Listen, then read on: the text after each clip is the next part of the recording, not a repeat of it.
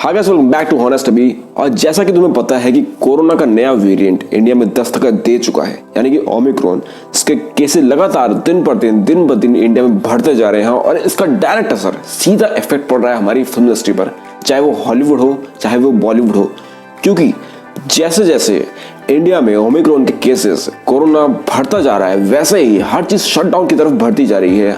हालांकि काफी स्टेट्स में नाइट कर्फ्यू लगा दिया गया है अभी से ही। और लेटेस्ट न्यूज ये है कि फिलहाल कुछ ही दिन पहले जो Shahid Kapoor Mrunal Thakur starring Jersey movie postpone हो गई थी, उसका रीजन यही था कि इंडिया में कोरोना बढ़ गया है, जिस वजह से महाराष्ट्र में 50% ऑक्यूपेंसी डिक्लेयर कर दी गई है। और काफी स्टेट्स में ये भी डिक्लेयर कर दिया गया था कि रात के 8 बजे के बाद कोई भी शो नहीं चलेगा, यानी कि नाइट कर्फ्यू रात 11 बजे से लेकर जो कि सुबह 5 बजे तक होगा।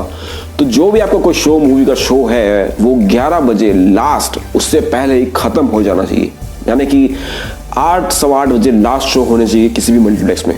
तो यार अगर इस चीज को एनालाइज करें तो सबसे बड़ा इफेक्ट तो यही है, सबसे बड़ा लॉस यही है मूवी इंडस्ट्री के लिए कि काफी स्टेट्स में, चाहे वो महाराष्ट्र हो, दिल्ली हो, उत्तराखंड हो, यूपी हो, बहुत सारे राज्य हैं जहाँ पे नाइट शोज नहीं रहेंगे। तो बहुत सारा जो लॉस, अगर जो मतलब बिजनेस है, वो पहले ही 25 से 30% लॉस में चला गया है। अब आते हैं दूसरे पॉइंट पे।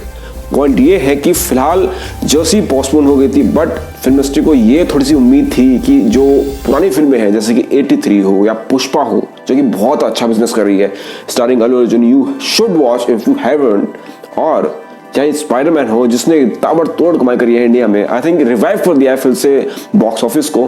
क्योंकि ये शायद इस साल की दूसरी फिल्म है आफ्टर सूर्यवंशी जिसने इतनी अच्छी कमाई करी है, approx 200 crore only in India. तो यार उम्मीद ये थी कि जिस तरीके से जैसी पोस्टपोन हुई है तो उससे कोई ज्यादा इफेक्ट नहीं पड़ेगा, क्योंकि जो पुरानी तीनों फिल्में हैं बहुत ही अच्छी फिल्में हैं।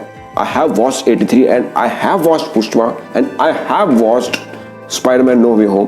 तो तीनों ही फिल्में बेहतरीन हैं, बहुत ही अच्छा बिजनेस कर रही हैं। तो ये न्यू ईयर का बहुत ही अच्छा एक पॉइंट था। 1 जनवरी 2 जनवरी मतलब 2-3 दिन की छुट्टी होना, तो ऑडियंस जैसे क्रिसमस पे ऑडियंस थिएटर में जाती है, वैसे ही एक बहुत अच्छा पीक पॉइंट था न्यू ईयर पे कि तीनों ही फिल्में अपना बिजनेस बहुत अच्छे ग्रो कर लेती। मतलब जर्सी का जो स्क्रीन काउंट है वो कम हो गया है, तो अब जो है पुरानी फिल्में हैं तो शोज हैं उन्हीं के पास रहेंगे। हालांकि नाइट कर्फ्यू लगा है तो 8 बजे बाद कोई शो नहीं होगा, लेकिन इससे कोई लॉस नहीं पड़ता क्योंकि छुट्टी के दिन ऑलमोस्ट सारे शोज में पब्लिक जाती है। तो ये इस बहुत बड़ा बेनिफिट होता तीनों फिल्मों को। और भी फिल्में जो कि अलग अलग इंडस्ट्री में है, अलग अलग रीजन में चल रही हैं, लेकिन हाल ही में ये डिक्लेयर हो गया है कि दिल्ली एनसीआर में सभी के सभी मल्टीप्लेक्स बंद कर दिए गए हैं, सभी के सभी, ओनली ओपन इन नोएडा, क्योंकि वो यूपी में आता है। अब आप दिल्ली में जाओगे, गुड़गांव में जाओगे, पंचकुला में जाओगे, अंबाला में जाओगे या फिर फरीदाबाद में जाओगे, कोई भी मल्टीप्लेक्स फिलहाल रनिंग में नहीं है। And this is a big disappointment for the film industry, क्योंकि हाल ही में RRR जो कि बहुत बड़ी बिग बजट मूवी 400 करोड़ में बनी हुई, and after all it's SS Rajamouli movie जो कि 7 जनवरी को आने वाली थी, उसका इफेक्ट उस पर पड़ गया क्योंकि वो मूवी अब इंडेफिनिटली पोस्टपोन हो गई है। आई एम सैड गाइस, क्योंकि मैं वो मूवी देखने वाला था। और सबसे बड़ी बात यह है कि जहां दिल्ली एनसीआर जो कि एक बहुत बड़ा हब है फिल्मों के लिए, जो फिल्मों को की कुछ परसेंट कमाई वहीं से जाती है, क्योंकि बहुत ऑडियंस है यहाँ पे, बहुत मल्टीप्लेक्स है, बहुत सारी स्क्रीन है यहाँ पे। तो यार जब वही बंद हो गया तो कोई कैसे सोच सकता है कि अपनी फिल्म को रिलीज करना किसी और स्टेट्स में, जबकि दिल्ली एनसीआर में कोई भी सिनेमा हॉल रनिंग में अब है ही नहीं। नाइट कर्फ्यू की बात छोड़ो, अब कोई भी शो, दिन का हो, मैटिनी शो हो, कोई भी शो अवेलेबल नहीं है। So this is a big disappointment for the film industry, क्योंकि कोरोना ने सीधा डायरेक्ट अफेक्ट किया है इससे आने वाली फिल्मों पे, चाहे वो 14 जनवरी को आने वाली स्टारिंग प्रभास राधेश्याम हो, चाहे वो स्टारिंग अक्षय कुमार पृथ्वीराज हो, या चाहे वो जॉन अब्राहम स्टारिंग अटैक हो, जो कि जनवरी में रिलीज होने वाली थी ये तीनों फिल्में। सो आई डोंट थिंक कि ये फिल्में भी अब रिलीज होंगी, क्योंकि RRR जैसी जिसका प्रमोशन हो चुका था, जिसकी एडवांस बुकिंग तक यूएस में ओपन थी और ऑलमोस्ट फुल हो चुकी थी, जबकि भी आने में तकरीबन 3 से 4 दिन थे अगर फिल्म आती तो। इंडिया में उसकी एडवांस बुकिंग ओपन नहीं हुई थी, लेकिन उसके बावजूद भी यूएस में एडवांस बुकिंग जबरदस्त थी। तो जिन्होंने अपने टिकट्स बुक कराए थे उनको पहले ही रिफंड मिल चुका है। After all a big grand scale promotions, अब फाइनली जब राजामौली सर को लगा कि यार बहुत ज़्यादा लॉस हो जाएगा, क्योंकि 350 करोड़ कमाना इतना आसान नहीं होता किसी भी बड़ी फिल्म के लिए, जब तक कि वो फिल्म हर एक स्टेट में हर एक शो से ना चले। और सिर्फ 350 नहीं, एटलीस्ट उस फिल्म को 500 करोड़ कमाने ही पड़ेंगे अपना बजट कवर करने के लिए।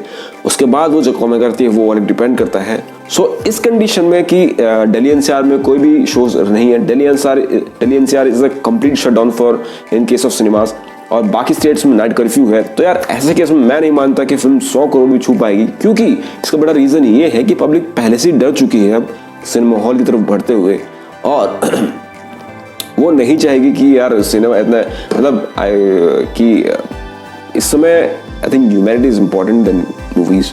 सो I think that's a big and a very good decision of Rajamouli and his team, क्योंकि उन्होंने फिल्म को पोस्टपोन कर दिया।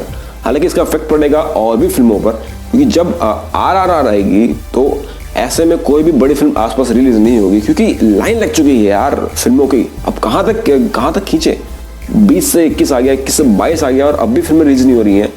फिल्म कब की बनी पड़ी है? फॉर एग्जाम्पल KGF 2 2018 में उसका पहला पार्ट आया था, तब तक 2022 आ गया है, क्योंकि फिल्म रिलीज होने को नहीं आ रही, क्योंकि पोस्टपोन होती आ रही है। जो डेट दी गई थी 14 अप्रैल, आई होप कि वो डेट सस्टेन करे सिनेमा हॉल्स में, और मैं चाहता हूँ कि मैं प्रार्थना करूँगा कि वो सिनेमा हॉल जब तक खुल जाए, but let's wait and watch. So according to me it was a very good decision of Jersey makers and RRR makers, जिन्होंने फिल्म को पोस्टपोन कर दिया है। अब देखना ये है कि जैसे कि नई फिल्म आ रही है राधे श्याम, जिसका बजट भी 350 करोड़ के आसपास है, क्या वो फिल्म रिलीज होती है या नहीं है, क्योंकि जिस तरीके से कोरोना ट्रेंड पर चलता जा रहा है, मुझे नहीं लगता कि राधे श्याम को रिलीज करना बाकायदा अच्छा रहेगा। So guys, if you have any comment, any suggestions regarding this, you can comment me on my comment section. And if you are new to this channel, then please subscribe, because new videos are on the way. Thank you so much.